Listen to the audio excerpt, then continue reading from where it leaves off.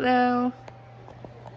All right, so evolution is the process of gradual change that takes place over many generations, during which the species, whether it be animals, plants, or insects, slowly sort of change their physical characteristics.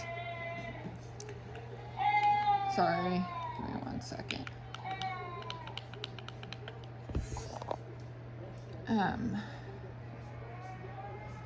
The different agents of evolution would be like a mutation, which is the alteration of the DNA sequence of a gene, non-random mating, which is when the probability that two individuals in a population will mate is not the same for all possible pairs of individuals. Gene flow, the transfer of genetic variation from one population to another. Genetic drift is the variation of the relative frequency of different genotypes in a small population. The chance disappearance of a particular gene as individuals die or they don't reproduce. And then the last one is natural selection, which is the process in which the environment or genetic influences determine which type of organism thrive better than others. My 5 types of natural selection would be the giraffe. So its neck was originally shorter, kind of like a deer or an antelope. But over time they became longer to adapt to their environment so that they could, reach trees and things like that. That kind of natural selection is adaptation. The second one, where is it?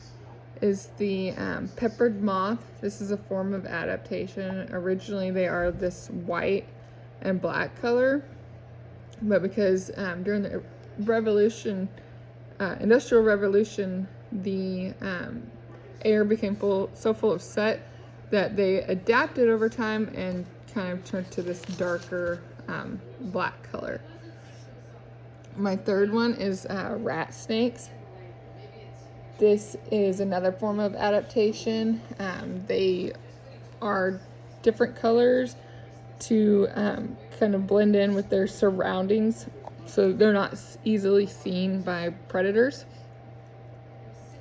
The next one is peacocks. This is a kind of sexual natural selection because bright tails on peacocks are what draw the females in because it's better genes for reproduction.